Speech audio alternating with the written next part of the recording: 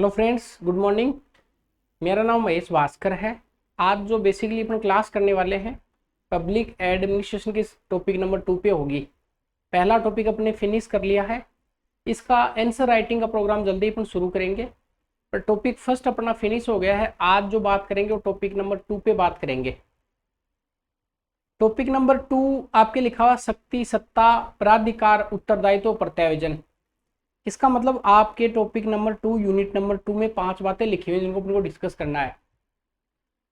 अभी तक की परीक्षा में जो क्वेश्चन पूछे गए इसमें से बड़ा क्वेश्चन अभी तक पूछा भी नहीं गया है और आगे संभावना भी नहीं कि से बड़ा क्वेश्चन पूछा जाए। लास्ट इसमें से 50 वर्ड का क्वेश्चन पूछा जा सकता है, इससे आगे नहीं। तो टॉपिक आप हेडिंग लगा लीजिए, शक्ति,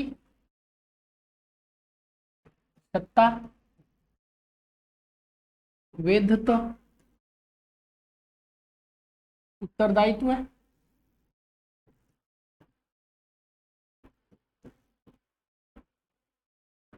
एंड प्रत्यायोजन।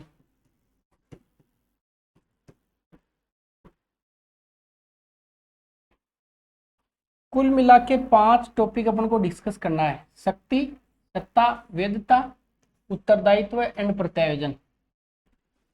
ये 5 टॉपिक है यूनिट नंबर 2 में जिनको अपन को डिस्कस करना है। आप 1 बाय 1 करके भी डिस्कस कर सकते हैं और एक साथ भी इनको लिख सकते हैं। शक्ति, सत्ता, वैधता।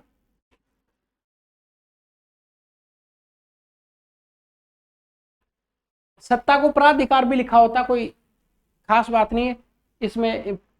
शक्ति, सत्ता, वैधता, उत्तरदायित्व एंड प्रत्यायोजन।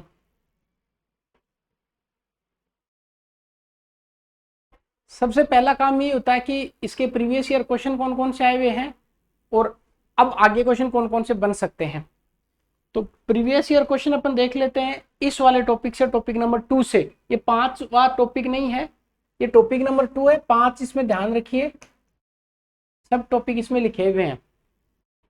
प्रीवियस ईयर के क्वेश्चन की बात करूं तो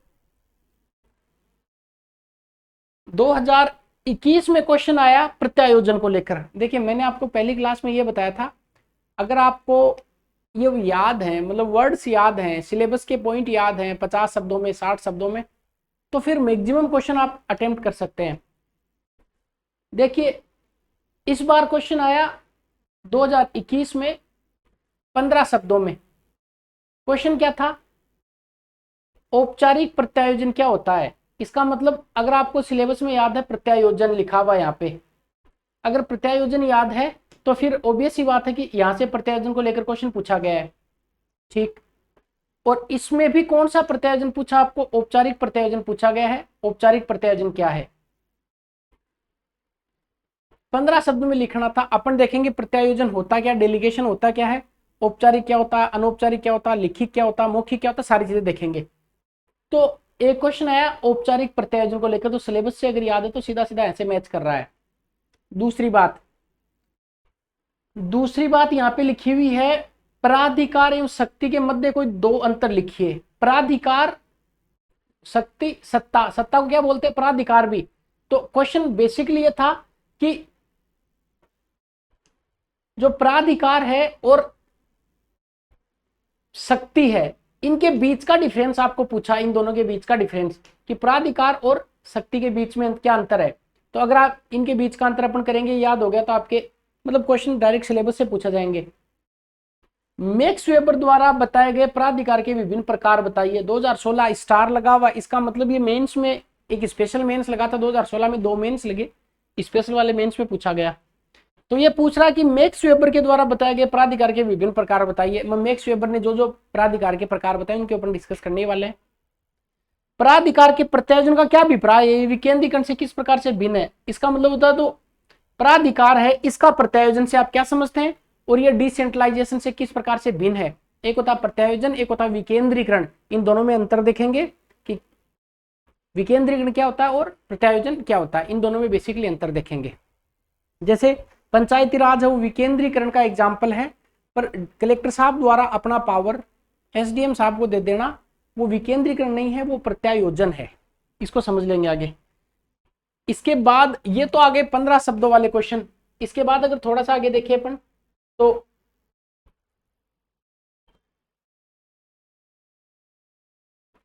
50 वर्ड के जो क्वेश्चन है, मतलब 5 मार्कर, यहाँ पे लिखा कि प्रत्यायोजन के महत्व को स्पष्ट कीजिए। इसका मतलब प्रत्यायोजन का महत्व पूछा है, और ये 2013 में आया हुआ, पर चूंकि 2013 में सिलेबस अलग प्रकार का पुराना सिलेबस था, वो पब्लिकेट नाम की कोई वहां पे चीज नहीं थी, वो एथिक्स में कुछ जोड़े हुए टॉपिक थे, इसलिए वहां पे पूछा था कि नेतृत्व एक नेता अनुयायी परिस्थितियों का सामंजस्य टिप्पणी कीजिए।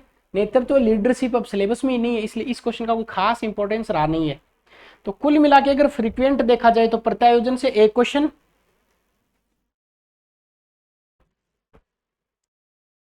फिर प्रत्यायोजन से इस बार आ गया तो 2 क्वेश्चन, और प्राधिकार से, इसका मतलब अगर क्वेश्चन की बात की जाए तो देखिए, नंबर 1 प्रत्यायोजन से क्वेश्चन 2 बार पूछ लिया गया।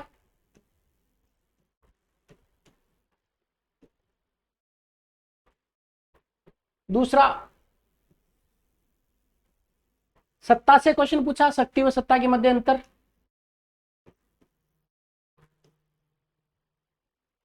शक्ति व सत्ता में अंतर,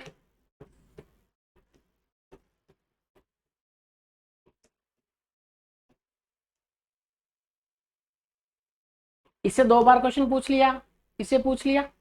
और एक मैक्स वेबर द्वारा बताए गए सत्ता के विभिन्न प्रकार, इससे क्वेश्चन पूछा गया है।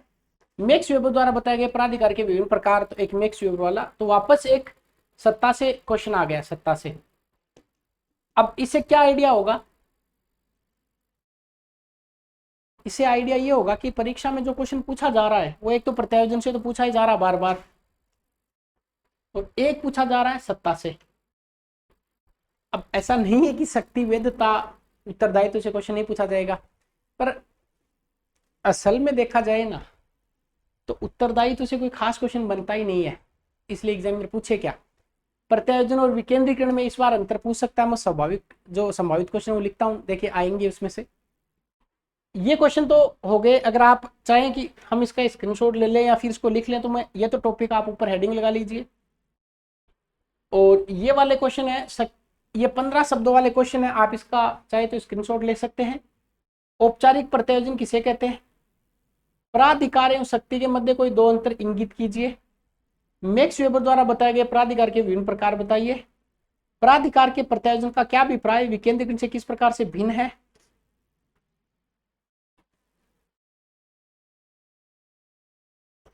और इसका स्क्रीनशॉट ले सकते हैं। ये लास्ट वाला जो क्वेश्चन है, ये वाला क्वेश्चन, ये जो क्वेश्चन है, इस वाले क्वेश्चन का कोई खास इंपॉर्टेंस नहीं है, क्योंकि ये जो क्वेश्चन है ये अब आपके सिलेबस का हिस्सा नहीं रहा हुआ है, ये थोड़ा सा आप देख सकते हैं, ठीक है। बस यहाँ से देख लेना कि ये जो नेतृत्व वाला ये है, इसका कोई खास इंपॉर्टेंस अब रहा नहीं है। आप इस क्वेश्चन को देख लेना कि प्रत्यायोजन के महत्व को इंगित कीजिए, ये वाला स्क्रीनशॉट ले सकते हैं। कुल मिला के इससे क्या समझे, इससे आपकी ये बात समझ में आ गई कि जो एग्जाम में जो क्वेश्चन है वो सत्ता से पूछा ही जाता है, मैं समझा दूंगा क्या है, और प्रत्यायोजन से पूछा ही जाता है, तो ये आपको अच्छे से जहन में उतार लेना है। अब इस टॉपिक से कौन कौन से क्वेश्चन आ सकते हैं उसकी बात अपन करेंगे, लेकिन वैसे तो टॉपिक तो अपन सारा ही डिस्कस करेंगे, पर इससे संभावना कौन कौन सी है उसकी बात कर लेते हैं। तो पहले मोस्ट इंपॉर्टेंट क्वेश्चन जो परीक्षा में आ सकता है मैं आपको बता दूं। नंबर 1 पहला क्वेश्चन,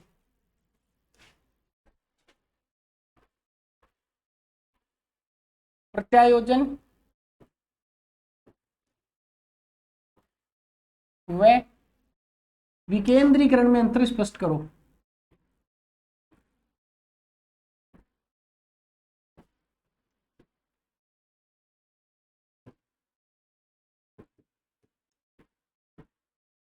अंतर स्पष्ट कीजिए।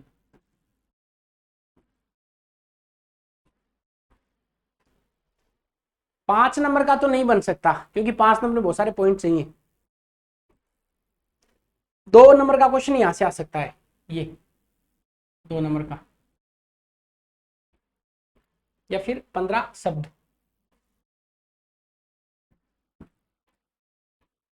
एक क्वेश्चन लगातार 3 बार मेंस में लिखवाता आ रहा हूं कि आएगा ये आएगा, अभी तक नहीं आया। वैधता संकट क्या होता है, वैधता संकट ये बताऊंगा आपको, 15 शब्द में याद रखना, अभी तक आया नहीं, इस बार आ सकता है।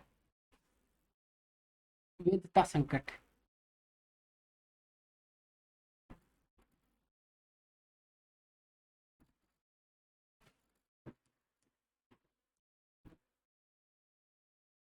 ठीक। तीसरा, अगर इससे क्वेश्चन आए तो मैक्स वेबर पक्का पूछा जाएगा। मैक्स वेबर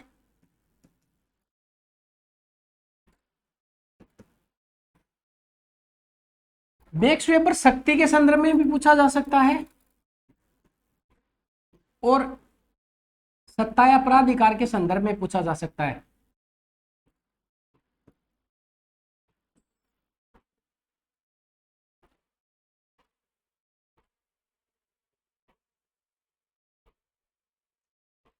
एक पूछ सकता शक्ति के प्रयोग के तरीके।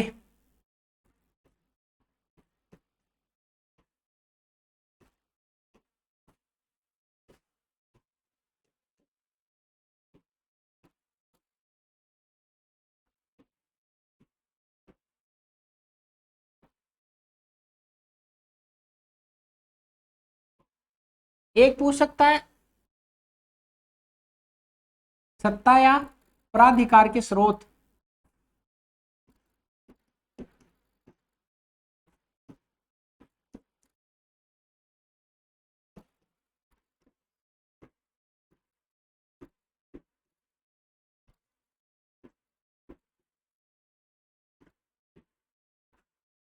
एक पूछ सकता है वैधता को परिभाषित कीजिए।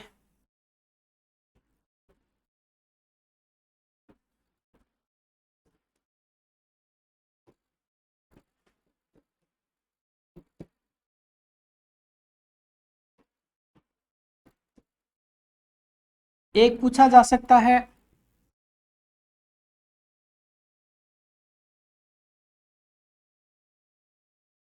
प्रत्यायोजन के लाभ लिखिए।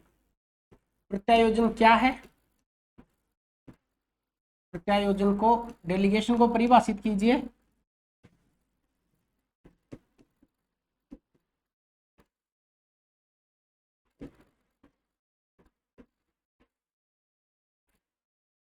और प्रत्यायोजन के लाभ बताइए।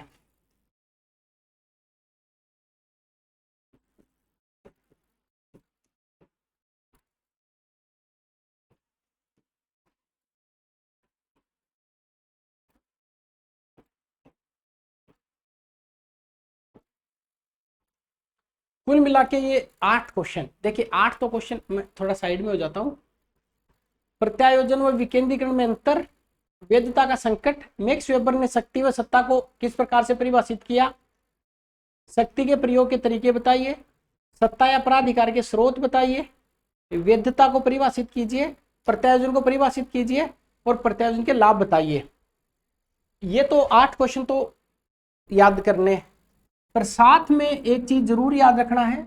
मैंने आपको यही बताया कि जो सिलेबस में लिखा हुआ है, यहाँ पे आपको शक्ति लिखा हुआ है तो कम से कम 50 शब्द आपके शक्ति पे तैयार होने चाहिए। सत्ता लिखा हुआ है, कम से कम 50 शब्द सत्ता पे तैयार होने चाहिए।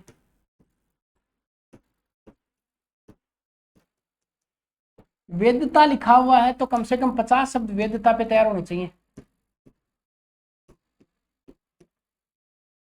और एक आपको उत्तरदायित्व लिखा हुआ है, कम से कम 15 शब्द उत्तरदायित्व पर तैयार होने चाहिए। और एक आपका प्रत्यायोजन लिखा हुआ है, कम से कम 50 शब्द इस पे तैयार होने चाहिए। मेरा कहने का मतलब ये है कि शक्ति, सत्ता, वेदता, उत्तरदायित्व, प्रत्यायोजन, इन पांचों पे कम से कम आपके पास एक पेज का, इस साइड का एक पूरा पेज तैयार होना चाहिए, बस इतना कंटेंट, ताकि आप ब्लैंक नहीं हो। अगर शक्ति के बारे में आपसे पूछा जाए तो आप ब्लैंक नहीं हो, शक्ति के बारे में आप बता पाए, सत्ता के बारे में बता पाए, वेदता के बारे में। इसका एक तरीका और है, देखिए मैं तो आपको तैयार करवा ही रहा हूँ ये 50 शब्द, पर मान लो कोई स्टूडेंट क्लास नहीं देखता और वो अपनी तरफ से तैयार करना चाहते तो आप गूगल कर सकते हैं इन शब्दों को और वहां से कंटेंट लिख सकते हैं। लाइक जितना समय आप गूगल में लगाएंगे उतने में मैं भी आपको याद करवा दूंगा, पर हाँ ये काम भी किया जा सकता है। अब लेते हैं, शक्ति को परिभाषित करते हैं, शक्ति के प्रकार लिखते हैं, शक्ति के स्रोत लिखते हैं, कई सारी चीजें अपन पावर पे पढ़ने वाले हैं। तो हेडिंग लगाइए शक्ति। शक्ति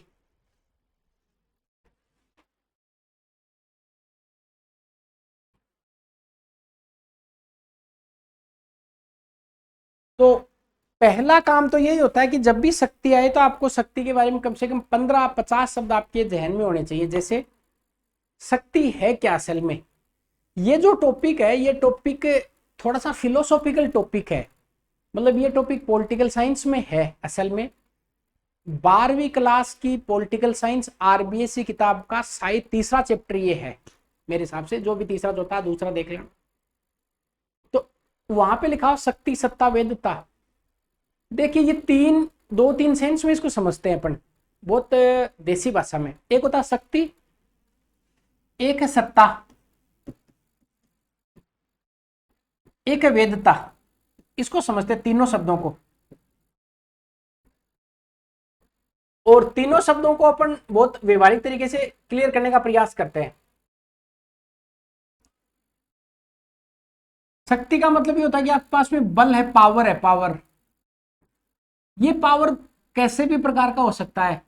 हो सकता है आपके पास में एक गन है, और हो सकता है आपके पास में एक सर्विस रिवॉल्वर है, या तो आपके पास देसी कट्टा है, देसी कट्टा तो भी उतना ही पावर है, और आपके पास सर्विस रिवॉल्वर तो भी उतना ही पावर है। पर इन दोनों में डिफरेंस क्या होता है वो नीचे समझ में आएगा। सत्ता, जब आपके पास में पावर है, पावर, शक्ति है,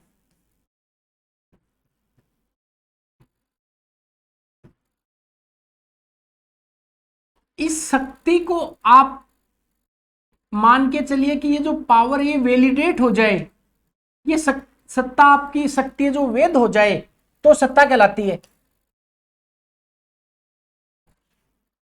और वेदता का क्या मतलब होता है, अगर आपके पास में सत्ता है, सत्ता को अगर स्वीकृति मिल जाए, एक्सेप्टेंस मिल जाए, तो वेदता बन जाती है। नहीं समझ में आया। एक राजा है जो बहुत दमनकारी है, राजा है जनता पर शासन करता है, पर बहुत दमनकारी राजा है, बहुत पावर है, पावरफुल राजा है, पर वो दमन बहुत करता है जनता का। पावर तो उसके पास में, शक्ति तो है। इसका मतलब शक्ति का कोई खास रूप एक सेंस में नहीं है। शक्ति आपके पास भी हो सकता है।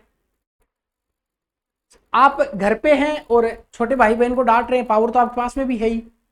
पर एक किसी दूसरे को डांट के आ जाए मार्केट में जाके, किसी छोटे बच्चे को, और एक घर पे भाई बहन को डांट रहे हैं, पावर तो इक्वल आपके पास में। पर देखिए घर पे अगर आप किसी को डांट रहे हैं, इसका मतलब ऑब्वियस सी बात है कि वेद्यता तो है ही आपके पास में। तो जब शक्ति को वेद्यता मिल जाए,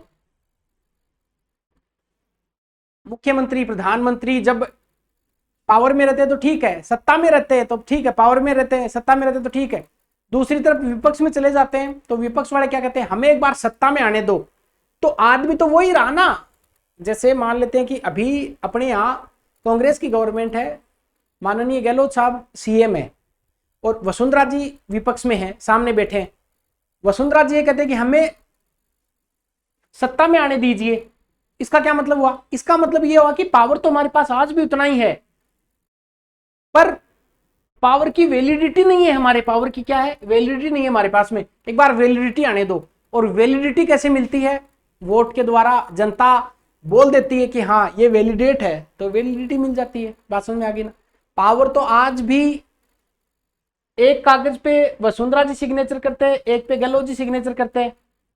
वैलिडिटी किसकी है, आप कहेंगे गहलोत जी वाले की वैलिडिटी है। इसका मतलब सत्ता किसे कहते हैं, तो आप ये फॉर्मूला लिख के आएंगे कि अगर सत्ता का मतलब शक्ति के साथ अगर वेद है, शक्ति वेद होगी तो सत्ता बन जाती है। ठीक। तीसरी बात, सत्ता तो है आपके पास में।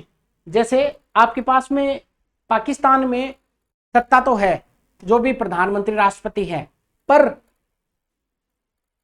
उसको अगर जनता की स्वीकृति नहीं है, जनता उसको स्वीकार नहीं कर रही है, तो उसके पास में वैधता नहीं है। और अगर जनता ने स्वीकार कर लिया तो फिर वो वैधता बन जाती है। तो आपका टॉपिक क्या है, शक्ति, सत्ता और वैधता। देसी भाषा में समझना है। देसी भाषा का मतलब ये है कि साहब पावर तो हर किसी के पास में है। पावर तो गन है, वो एक हो सकता है कोई टेररिस्ट हो, डाकू, उसके पास में भी गन है, और गन एसपी साहब के पास में भी है। एसपी साहब वाली जो गन है ना, उसको वैलिडिटी मिली हुई है। इसका मतलब वो सत्ता का रूप है, क्योंकि उसके पास वैलिडिटी है। और उस गन की स्वीकृति भी जनता की तरफ तो है ही, ऑब्वियस सी बात है। एक्सेप्टेंस तो है ही, तो वो क्या होगी, वैधता हो गई। ये बहुत एक लोकल तरीका है ये समझाने को आपको, शक्ति सत्ता वैधता को, ताकि आपको ये बेसिक कॉन्सेप्ट समझ में आए कि what is power, what is authority and what is validity. तो पावर क्या होता है, पावर होता है कि ऑब्वियस सी बात है कि शक्ति का प्रयोग है कि दूसरा कोई भी है उसके आचरण को अपने अनुसार प्रभावित कर ले, वही शक्ति कहलाता है। शक्ति को जब वैलिडिटी मिल जाए, वैधता मिल जाए, तो सत्ता, वैलिडिटी का मतलब पहले की मोबाइल में अपन पता है वैलिडिटी पूरी हो गई, नंबर वही है, सिम वही है, नेटवर्क वही है, वैलिडिटी नहीं मिली हुई है। वैलिडिटी कौन देगा, वोडाफोन या एयरटेल या जियो कंपनी वैलिडिटी देती है आपको, इसका मतलब वैलिडिटी मिल गई तो आप सत्ता मिल गई आपको। और अगर इसको जनता की स्वीकृति मिल जाए तो फिर वो वैधता होती है। क्वेश्चन शक्ति और सत्ता को लेकर पूछा जाता है, आप एक अच्छा सा फॉर्मूला जरूर बनाएंगे, मैं इसको कॉपी में बनाने के लिए बता दूंगा कि कैसे बनाना है। एक बार आपको व्यवहारिक दिमाग में एक पिक्चर उठानी चाहिए, ये बात पढ़ाना चाहेंगे अगले जो 2 घंटे का लेक्चर है उसमें ये बात सीखनी है अपन को। फिर 2 पॉइंट और लिखे हुए हैं, तो मैं कहूं कि एक कोई टेररिस्ट है, टेररिस्ट डाकू है, उसके पास में क्या पावर तो है। एक मैं कहूं एसपी साहब, उनके पास में पावर भी है प्लस सत्ता भी है, और ओबियस सी बात है इनके पास में वैलिडिटी, तो वैलिडिटी भी है और अथॉरिटी भी है। और मान लो कोई लोकप्रिय प्रधानमंत्री है, पीएम है या सीएम है, उनके पास में पावर भी है, सत्ता भी है और वैधता भी है। ठीक है, व्यवहारिक समझ लेना, ये बात आपको समझ में आ जाएगी।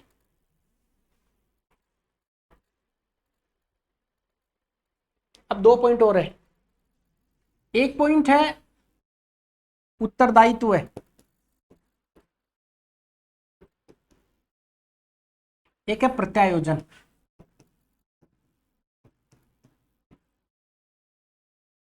एक होता उत्तरदायित्व, एक होता जवाबदेहिता, रिस्पॉन्सिबिलिटी एंड अकाउंटेबिलिटी।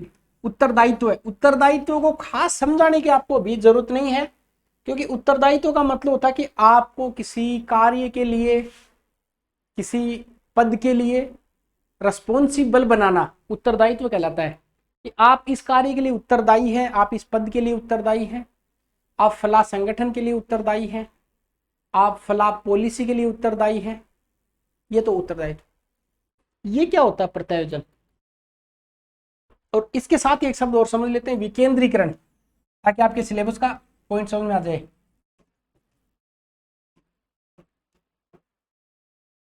देखिए इसको अपन ऐसे समझ सकते हैं कि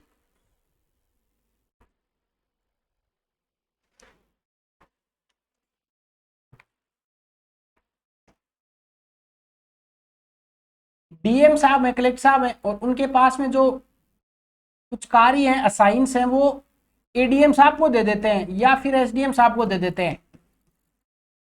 बहुत ध्यान से समझना, एक ऐसे ही लोकल एग्जांपल दे रहा हूं। डीएम साहब ने कहा कि ये जो पुल बन रहा है या बांध बन रहा है, इससे संबंधित सारे कार्य आप देखेंगे, बहुत ध्यान से देखना इसको। और इसी बांध वाले एग्जांपल से एक चीज और समझ लेते हैं, ऊपर केंद्र सरकार है और नीचे राज्य सरकारें हैं, और उसके नीचे स्थानीय स्वशासन है। बहुत ध्यान से इसको देखना है, इधर भी बांध बन रहा है,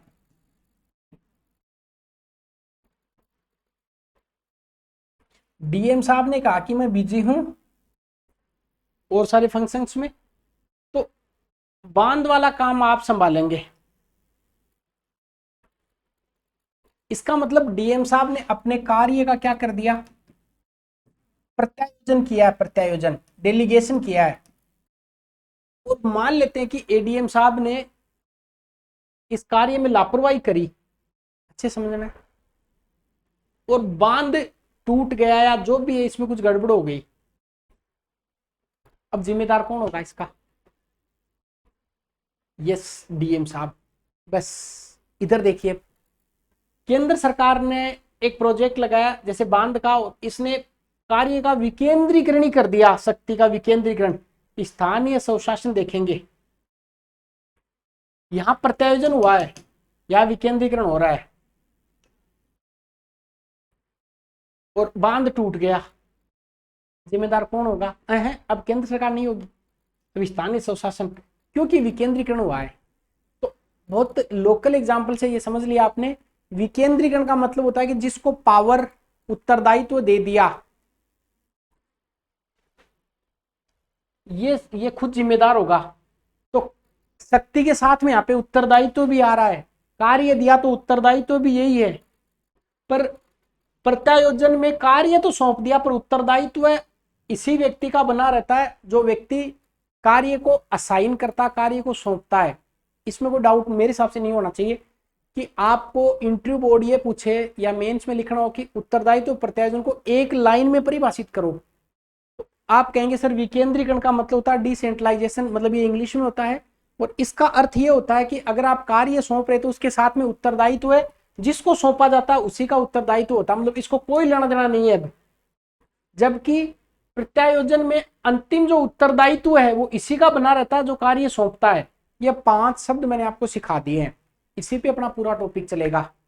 पांचों जो पॉइंट है इनकी थीम, 6 पॉइंट मैंने बताया, इनकी 6 की थीम आपके दिमाग में बननी चाहिए। सबसे पहले बात करते हैं पावर की, शक्ति की। उसके बाद में बात करते हैं सत्ता की। उसके बाद बात करते हैं वेदता की। उसके बाद में उत्तरदायित्व है। और उसके बाद में प्रत्यायोजन। ये शब्द है। अब वन वन लाइन में देखते हैं। देखिए शक्ति का मतलब होता है वही पावर, दूसरे के आचरण को प्रभावित करना, प्रभावित करने का जो सामर्थ्य है आपके पास में, वही शक्ति है। सत्ता का क्या मतलब होता है, जब पावर को क्या मिल जाए, वैलिडिटी मिल जाए तो अथॉरिटी बन जाती है, सत्ता बन जाती है। और वैधता क्या होती है, पावर भी है, वैलिडिटी भी है, प्लस एक्सेप्टेंस भी है, स्वीकृति भी है, स्वीकृति। तो क्या बन गई, वैधता बन गई। उत्तरदायित्व क्या होता है, यहाँ पे है रिस्पॉन्सिबिलिटी, किसी कार्य के प्रति जिम्मेदारी, कार्य या किसी संगठन के प्रति जिम्मेदारी। प्रत्यायोजन क्या है, अपने पावर और कार्य जो फंक्शंस हैं, इन कार्यों का क्या करना, बांटना, डेलीगेट करना, प्रत्यायोजित करना, कार्य सौंपना किसी अधीनस्थ को। पर अंतिम उत्तरदायित्व किसका बना होता है, स्वयं का बना रहेगा। और एक शब्द विकेंद्रीकरण देखा आपने, विकेंद्रीकरण में अंतिम उत्तरदायित्व किसका होगा, जिसको कार्य सौंपा जाएगा। ये 5 शब्दों की अगर थीम बन गई तो फिर इस टॉपिक में बहुत मजा आने वाला है। अपन कोशिश ये करेंगे कि आपको हर एक थीम समझ में आए। जब आपकी कॉन्सेप्ट बिल्ड होगा माइंड में तब लिखने में बहुत मजा आएगा। टॉपिक रटवा दूंगा, अब मैं काम समझने का पूरा हुआ, अब शुरू होती है रटने की बात, उसको अपन शुरू कर लेते हैं। पहला ही क्वेश्चन आप हेडिंग लगा लीजिए, शक्ति, पावर, शक्ति।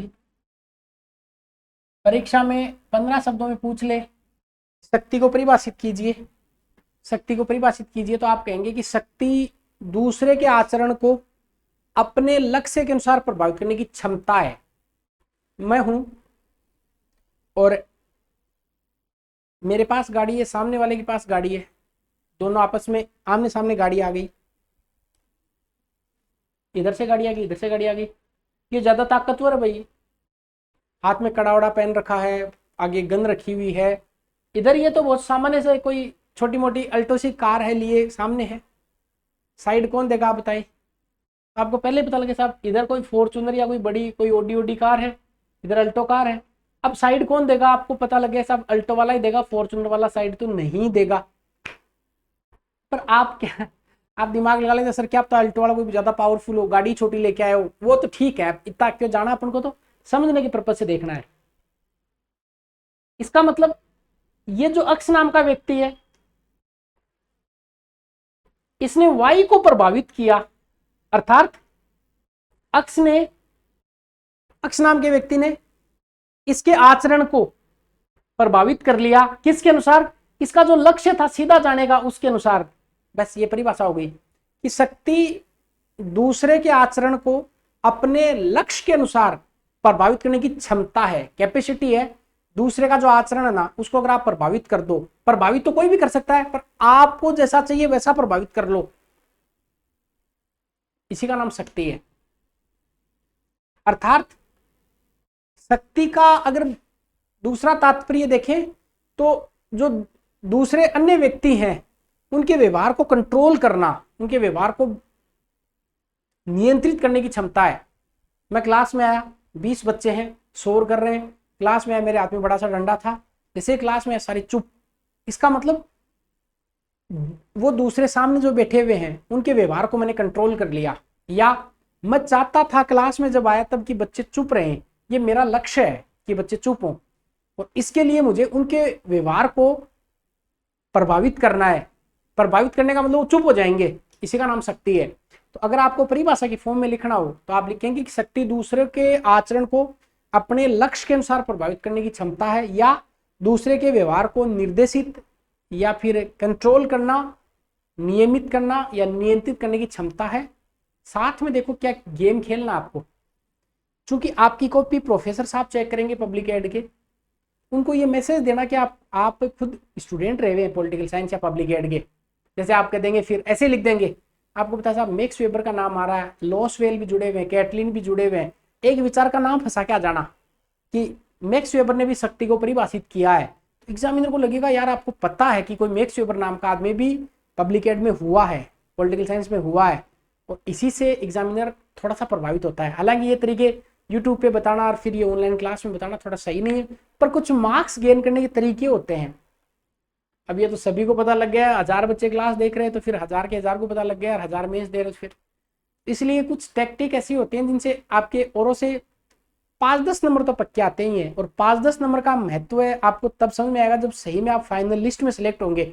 10 नंबर में तो कहाँ से कहाँ, एसडीएम से आप सीधा इधर तहसीलदार पे आके रुकते हैं। 5-10 नंबर, 10 नंबर का बहुत वेरिएशन होता है, एक नंबर पे 10 रैंक के आसपास होती है, तो 10 नंबर में लगभग 100 रैंक हो गई। और 100 रैंक का मतलब होता है कि 50-55 एसडीएम की पोस्ट और 50-55 डीवाईएसपी की पोस्ट वो सारी खत्म हो गई। नीचे फिर दूसरी सर्विस आपको अकाउंट सर्विस या फिर तहसीलदार सर्विस आपको मिलती है। कुल मिला के मेरा कहने का मतलब कुछ टेक्निक अपन को लगानी है। अब शक्ति को परिभाषित करना 15 शब्द में, तो क्या लिखेंगे? शक्ति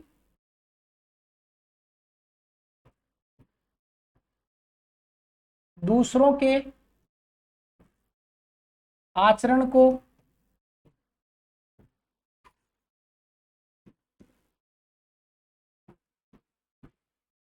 अपने लक्ष्य के अनुसार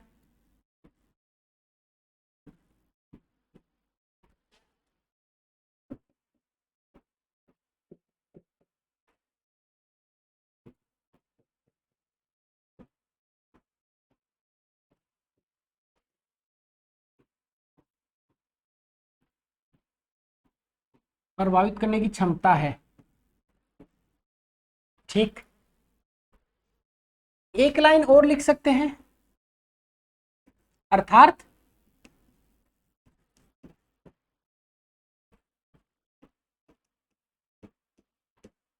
दूसरों के व्यवहार को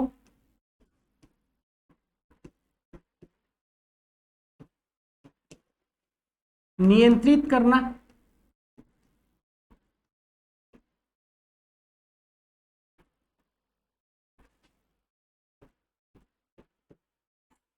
निर्देशित करना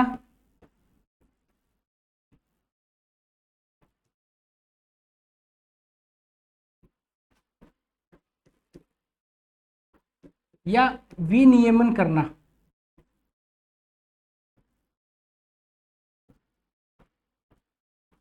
ये तो हो गई सामान्य इसकी परिभाषा। अब मैंने कहा आधा नंबर वाला गेम, तो ऐसा लिख लेंगे आप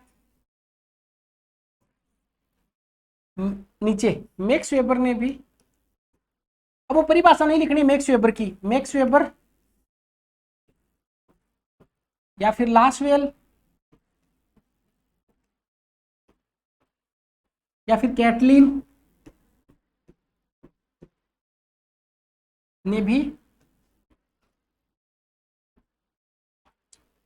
शक्ति को परिभाषित किया है।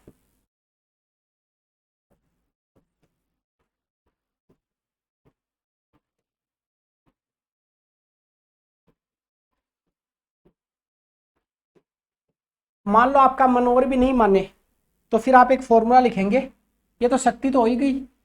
अब आप ऐसा बता सकते हैं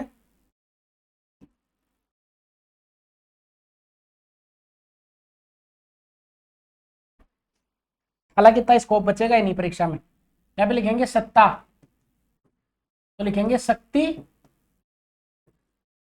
प्लस वेदता। अगर ये लिखा आपने तो शक्ति कंप्लीट हो गया, शक्ति की परिभाषा कंप्लीट हो गई। इसको थोड़ा सा मैं साइड हो जाता हूं ऐसा कि दूसरों के आचरण को, अब परीक्षा में एक काम और करना आपको, ऐसे दूसरों के आचरण को और प्रभावित करने की क्षमता है, और दूसरों के व्यवहार को नियंत्रित करना, और मैक्स वेबर, लासवेल और कैटलीन, इनको इनमें से कोई एक लिखें, इसको बॉक्स में बंद कर देंगे। और इधर एक बॉक्स बना के सत्ता, ये आपको शायद दिखाई नहीं देगा, इसको मैं दूसरे पेन से मार्क कर देता हूं, इससे कर लेते हैं। देखिए इसको मैं मिटा के कर देता हूं।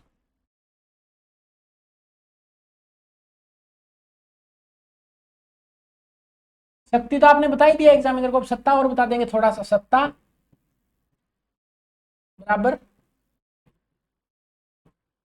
शक्ति प्लस वेदता। अगर ऐसा आप करके आते हैं परीक्षा में तो मेरे हिसाब से ये 2 नंबर का ही आएगा, तो 2 में से आपके 2 बन सकते हैं। पर देखिए अब मैंने कहा ना, रटने का गेम है, ये शब्द एग्जैक्टली आपके ब्लड में आ जाने चाहिए, इसीलिए शॉर्ट नोट्स बनाने हैं, कम पेजेज में लिखना है। परीक्षा में शक्ति पता सबको, किसको नहीं पता शक्ति क्या होता है, पर हाँ ये लिखना वहां पे मैटर करता है। और फिर आपके 2 में से 2 नंबर एग्जामिनर आपको अवार्ड करता है अगर आपने ऐसा लिखा है तो क्या है कि दूसरा वो एल्टो और फॉर्चूनर, तो सामने एल्टो वाला तो दूसरा हो गया, दूसरे के व्यवहार को, इसको इधर से जाना तो अपने लक्ष्य के अनुसार क्या करना है, प्रभावित करना है बस। तो दूसरे के व्यवहार को अपने लक्ष्य के अनुसार प्रभावित करने की क्षमता, या फिर अर्थात दूसरे के व्यवहार को नियंत्रित करना, रेगुलेट, नियंत्रित करना, उसका रेगुलेट करना, या फिर उसका विनियमन करना, निर्देशन करने की जो क्षमता है, पावर है, वही शक्ति कहलाता है। लास्ट वेल है, केटलिन है, मैक्स वेबर ने भी इसको परिभाषित किया है। और साथ में इधर ये सत्ता, शक्ति प्लस वेदता ऐसा लिख के आ जाएंगे। मैं साइड में हूं, आप इसको लिख लिया होगा आप लोगों ने, ऐसा आपको लिख के ही आना परीक्षा में। ये हो गया शक्ति, एक बात तो शक्ति की आपकी कंप्लीट होगी। अब प्रश्न ऐसा पूछ ले, संभावना है कि 15-50 शब्दों में, तो शक्ति वाला क्वेश्चन हो गया पूरा। यहां पे मैं लिख देता हूं, शक्ति लिख लिया, शक्ति को परिभाषित कीजिए।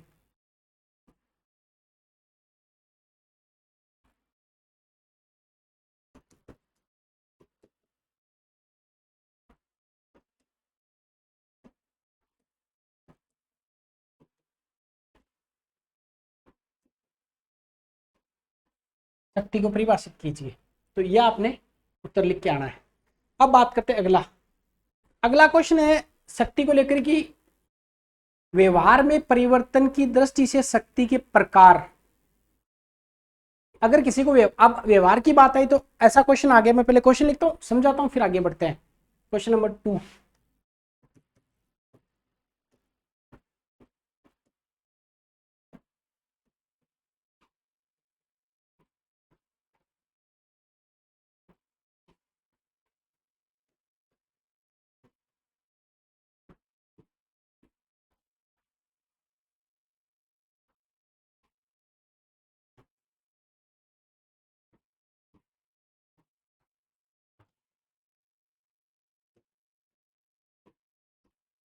ये कहता है कि व्यवहार में परिवर्तन के आधार पर शक्ति के प्रकार बताइए।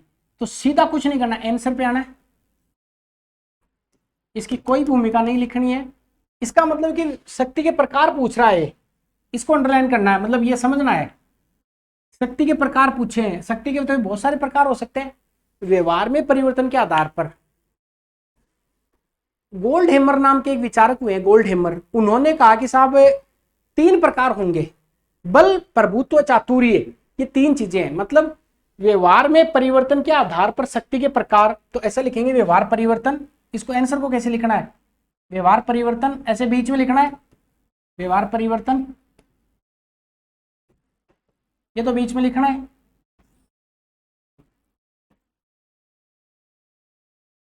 अब एक लिखना बल,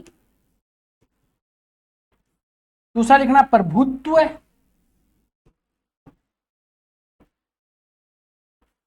और तीसरा लिखना चातुर्य। चातुर्य।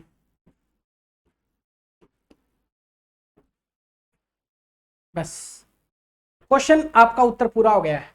व्यवहार में परिवर्तन के आधार पर शक्ति के प्रकार ये लिख लिया। आपका मन नहीं मानने तो ऐसा लिख देना गोल्ड हैमर के अनुसार, या ऐसा लिखना कि उपरोक्त प्रकार गोल्ड हैमर ने बताए हैं। उपयुक्त, उपरोक्त गलत होता है, उपयुक्त सही होता है। उपयुक्त प्रकार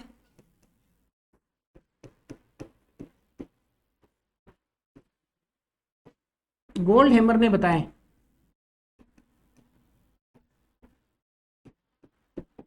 ये तो व्यवहार में परिवर्तन के आधार पर शक्ति के प्रकार बताइए, तो आप कहेंगे व्यवहार में परिवर्तन के आधार पर शक्ति के 3 प्रकार है। देखो बल, बल को पावर बोल सकते हैं, पावर।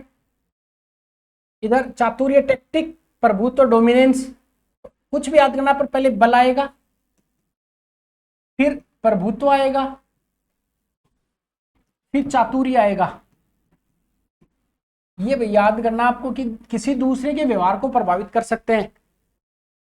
कॉमन सेंस लगाते हैं, याद तो नहीं होगा और याद करना जरूरी है, क्योंकि तीनों पॉइंट ये अगर पूछ लिया व्यवहार में परिवर्तन के आधार पर शक्ति के प्रकार, तो आप इसका आंसर क्या करके आएंगे साहब? व्यवहार में परिवर्तन अगर करना है तो 3 प्रकार हो सकते हैं।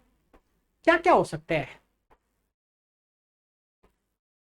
बहुत व्यवहारिक एग्जाम्पल से समझते हैं, क्योंकि परीक्षा में तीनों पॉइंट आपको लिख के आने हैं। मान लो ऐसा क्वेश्चन पूछ लिया आपको कि दूसरे के व्यवहार को प्रभावित करना है, तो आपके पास क्या क्या प्रकार है?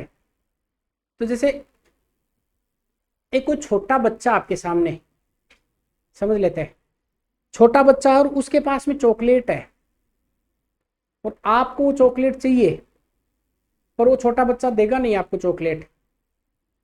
3 तरीके हैं जिससे उसके व्यवहार को बदल के आप चॉकलेट ले सकते हैं। पहला तरीका तो आपको पता है कि पकड़ा और एक झापट लगाया और कहा कि इधर दो, तो चॉकलेट ले ली। दूसरा तरीका प्रभुत्व है, उसको ये कहो कि देखो मेरे में इतनी शक्ति है, मेरे में इतनी चमत्कारिक चीजें हैं कि आप मुझे ये अगर चॉकलेट दे दो तो मैं इस चॉकलेट से 4 चॉकलेट बना सकता हूं और ये 4 चॉकलेट आपकी हो जाएंगी। मतलब उसके दिमाग को आपको डोमिनेट करना है, उसको कंट्रोल कर लेना है, बच्चा आपको चॉकलेट पकड़ा देगा। तीसरा तरीका टेक्टिक होता है, चातुर्य होता है। आप कोई चतुराई लगाओ। देखो प्रभुत्व और चातुर्य दोनों बहुत क्लोज रिलेशन के साथ जुड़े हुए हैं, पर हाँ आप कोई चातुर्य लगाओ कि आप ये कहोगे देखो मुझे खास चॉकलेट में इंटरेस्ट तो नहीं है, मुझे कोई चॉकलेट खाने में इससे कोई मजा नहीं आता है, पर हाँ अगर ये चॉकलेट अगर आप मुझे दे देते हो तो फिर कल भगवान जी आएंगे और आपको 2 चॉकलेट और देके जाएंगे। तो आप टेक्ट लगा रहे हो, कोई भी टेक्टिक लगा रहे हो, तो या तो डोमिनेट कर दो किसी बच्चे को। डोमिनेट के कई तरीके हो सकते हैं, केवल वही तरीका नहीं है, डोमिनेट के तरीके और भी सारे हो सकते हैं कि आप उसको पावर का डर दिखा दो, या तो बल प्रयोग कर ही दो, या उसको बल प्रयोग का डर दिखा दो, या फिर कोई टेक्टिक लगा दो। तो 3 तरीके हो सकते हैं, या तो आप पावर बल का प्रयोग कर लो, थप्पड़ लगाई दो, या थप्पड़ का डर भी बहुत होता है प्रभुत्व है, और तीसरा कोई भी टेक्टिक लगा लो कि देखो मुझे खास इंटरेस्ट नहीं है चॉकलेट वॉकलेट में, भगवान जी आपको चॉकलेट देंगे, आप चातुर्य लगा लिया।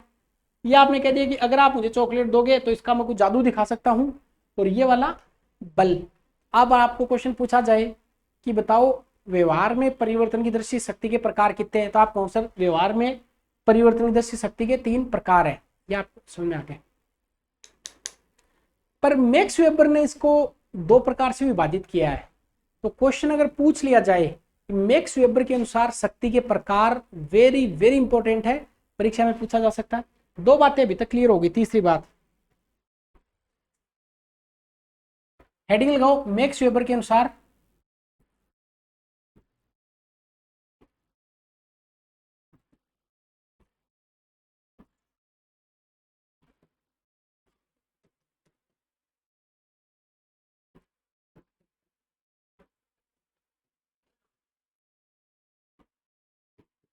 शक्ति के प्रकार।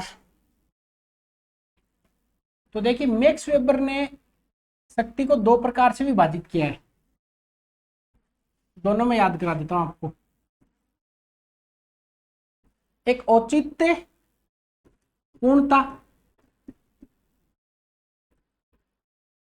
और एक अनौचित्य पूर्णता, ये अनौचित्य।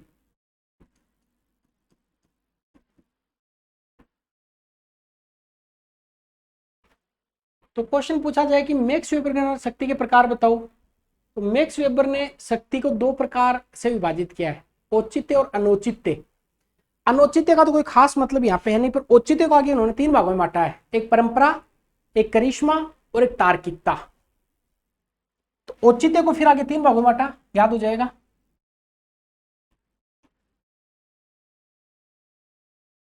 पीकेटी, ओके, पी के टी, ये क्या हुआ, पीके टी, पी क्या है वो, क्या टी, तो मतलब औचित्य। ये क्या था, ऐसे ही याद कराने के लिए, पी फॉर परंपरा, के फॉर करिश्मा, टी फॉर तार्किकता।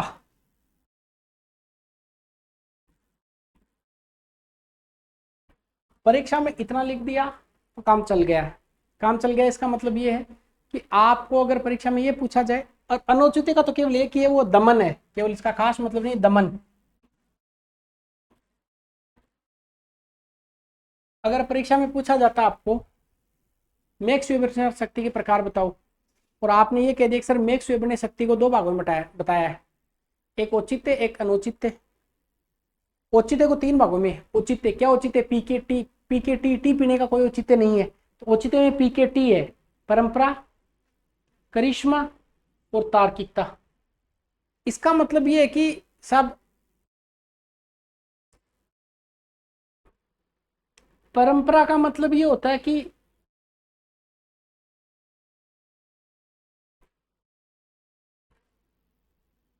अगर प्रकार से इसको समझें तो जैसे ब्रिटेन की महारानी, एग्जाम्पल से समझ में आएंगे, अमिताभ बच्चन, और आपके जिले के एसपी या डीएम, या महात्मा गांधी। महात्मा गांधी,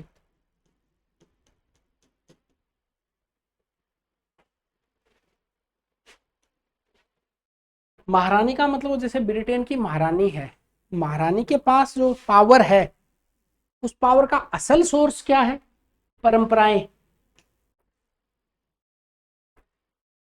कुछ व्यक्तियों का व्यक्तित्व इतना करिश्माई होता है कि करिश्माई गुणों की वजह से लोगों का उनमें अटूट विश्वास होता है। जैसे कई राजनेता भी हो सकते हैं, कई प्रशासक भी हो सकते हैं, या फिर कई एक्टर भी ऐसे हो सकते हैं, कोई खिलाड़ी भी ऐसे हो सकते हैं, जैसे महेंद्र सिंह धोनी है, आईएएस देखा जाए तो जितेंद्र कुमार सोनी है, एक्टर देखे तो अमिताभ बच्चन जी हैं। इस प्रकार अगर आप इनका देखेंगे व्यक्तित्व है, तो इनके व्यक्तित्व की वजह से लोगों का अटूट विश्वास होता है इनके गुणों में, तो वो अपने आप में एक शक्ति का स्रोत है, शक्ति का प्रकार है। तो अंतिम होता है तार्किकता। तार्किकता का मतलब होता है कि तार्किक आधार पर आपको अगर कोई क्लास में पढ़ा रहा है तो आप समझेंगे कि ये व्यक्ति तार्किक है, और इस वजह से आप में पता ना कि जैसे मान लेते हैं कि कुछ व्यक्ति इतने तर्कशील होते हैं, इतनी तार्किक बातें करते हैं कि वो अपने आप में एक पावर का सोर्स है, एक प्रकार है। तो तीन बातें आपको यहाँ पे ध्यान रखनी है। पहले मैंने आपको बताया कि साहब अगर किसी को व्यवहार को परिवर्तन करना है तो उस आधार पर आपको तीन बातें बता दी, बल, प्रभुत्व, चातुर्य बता दिया।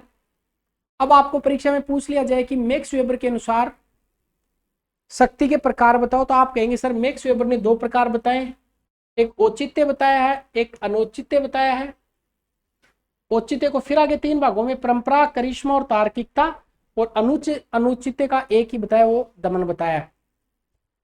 ये हो गए साहब मैक्स वेबर के अनुसार प्रकार। अब बात करते हैं शक्ति के स्रोत की, शक्ति के सोर्स क्या क्या हो सकते हैं। ये प्रकार हो गए। अब अगली हेडिंग लगाएंगे शक्ति के स्रोत। ये क्वेश्चन परीक्षा में आए तो दिक्कत नहीं खड़ी करेंगे। हाँ, एग्जाम्पल लिख सकते हैं, ये महारानी लिख दिया, अमिताभ बच्चन लिख दिया, और महात्मा गांधी तार्किक व्यक्ति होने के कारण, तार्किकता के कारण।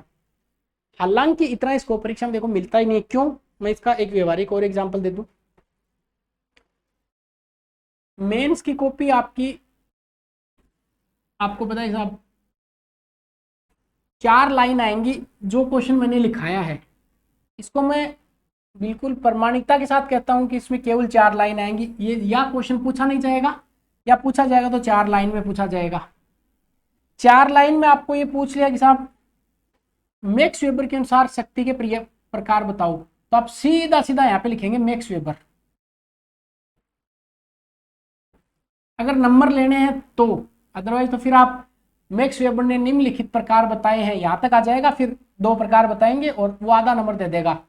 सीधा सीधा मैक्स वेबर लिखिए और इसको ऐसे सीधा डिवाइड कर लीजिए।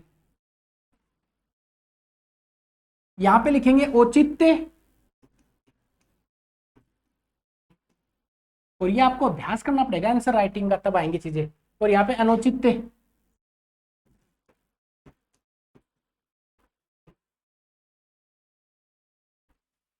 औचित्य को फिर 3 भागों में बांट देंगे आप।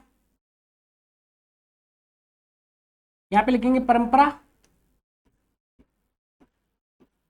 यहाँ पे लिखेंगे तार्किकता, यहाँ पे लिखेंगे करिश्माई, या फिर करिश्माई इधर लिख दे, करिश्माई।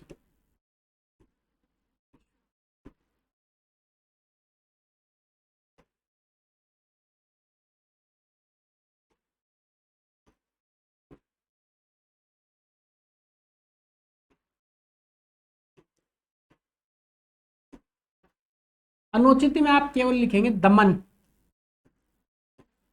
हो गया काम। ना कुछ आपने अनावश्यक लिखा है, ना कुछ और ऐसा लिखना है, आपका उत्तर कंप्लीट हो गया है। ये आपका उत्तर कंप्लीट हो गया है। काम ये करके आना परीक्षा के लिए, मतलब टू द पॉइंट इसी को बोलते हैं। एग्जामिनर को ज्यादा माथापच्ची नहीं करनी पड़ी, उसको पता लग गया कि आपको पूरा पता है। 2 में से 1.5, पौनी 2 नंबर आपको देके आगे बढ़ जाएगा। अब अगली हेडिंग है शक्ति के स्रोत। तो अभी पढ़ेंगे अपन शक्ति के स्रोत। हेडिंग लगाएंगे या क्वेश्चन लिख लेंगे? शक्ति के स्रोत।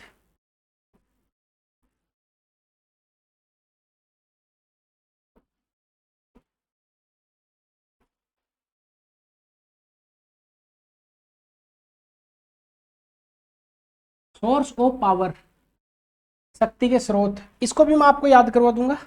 शक्ति के स्रोत को देखिए, अभी अपन ने देखा था, जो अभी देखा उसको मैं याद कराता हूं। सबसे पहले देखा शक्ति की परिभाषा,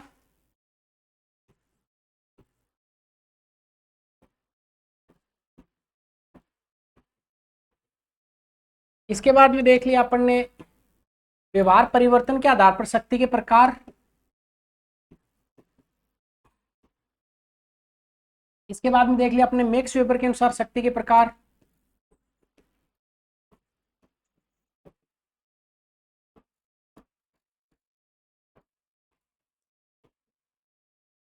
इसके बाद अपन देखेंगे शक्ति के स्रोत,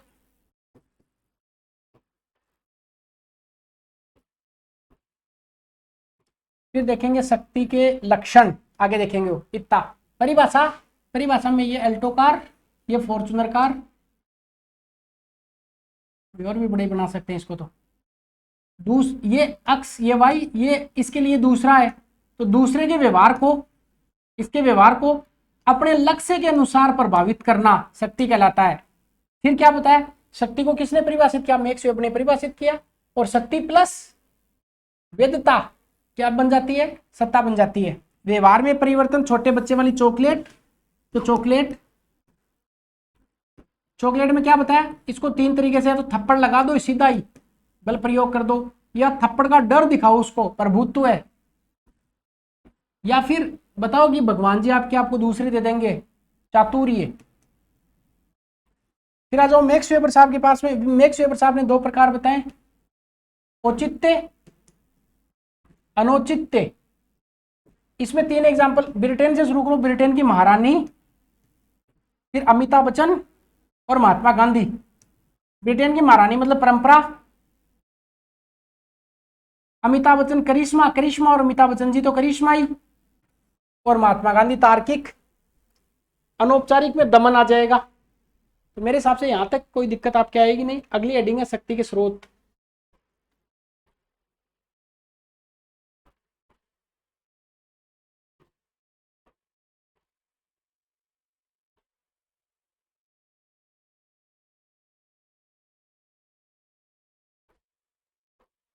शक्ति के स्रोत क्या क्या हो सकते हैं?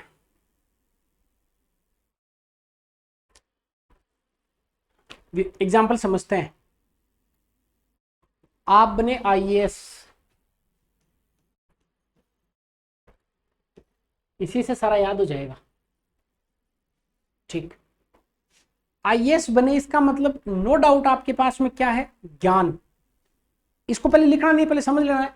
अगर शक्ति के स्रोत पूछे एग्जाम में तो मैं उसको देखिए कैसे याद करते हैं। शक्ति के स्रोत पूछे जाए तो इसको ऐसे याद करेंगे।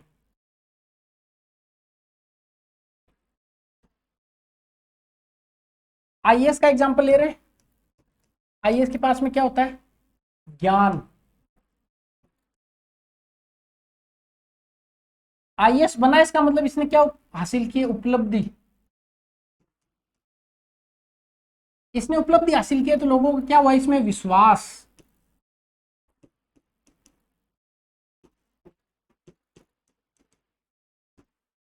क्या विश्वास है कि यह आदमी अपने लिए ऐसी परिस्थिति उत्पन्न करेगा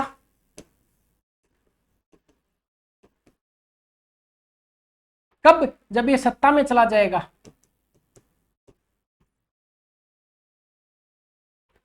आईएएस बने, आपके पास में ज्ञान है, और जब सत्ता में जाएगा तो ये सभी के संगठन को मजबूती देगा, संगठन मजबूत बनाएगा। ये लो, ये शक्ति के स्रोत हो गए। अगर परीक्षा में पूछा जाए कि साहब 3 3 6 शक्ति के स्रोत पूछे जाए तो आप क्या बताएंगे? सर शक्ति के 6 स्रोत है। ज्ञान है, उपलब्धि है, विश्वास है, परिस्थिति है, सत्ता है और संगठन है। ये लो, परीक्षा में 6 के 6 आपको लिख के आने।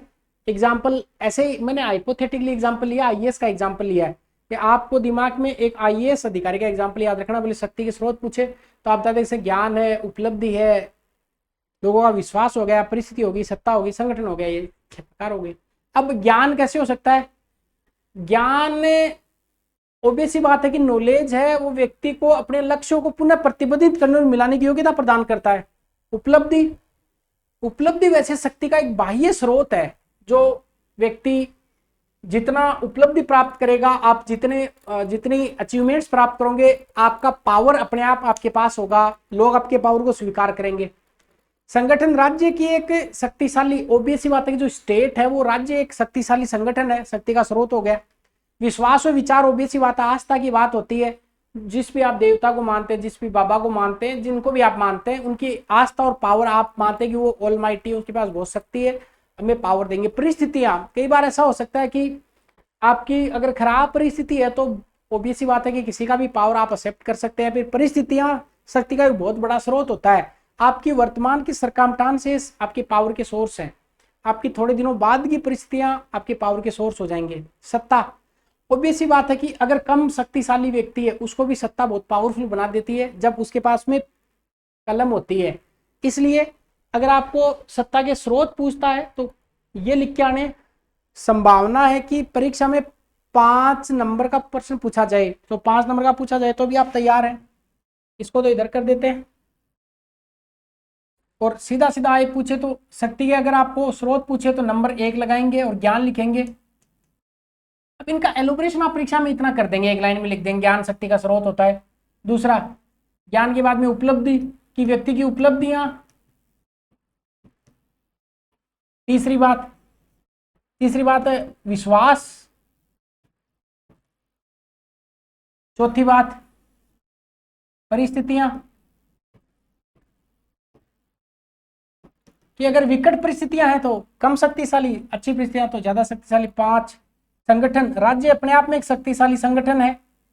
और सत्ता कम शक्तिशाली व्यक्ति को भी पावरफुल बना सकती है। ये 6 बातें आपको याद रखनी है।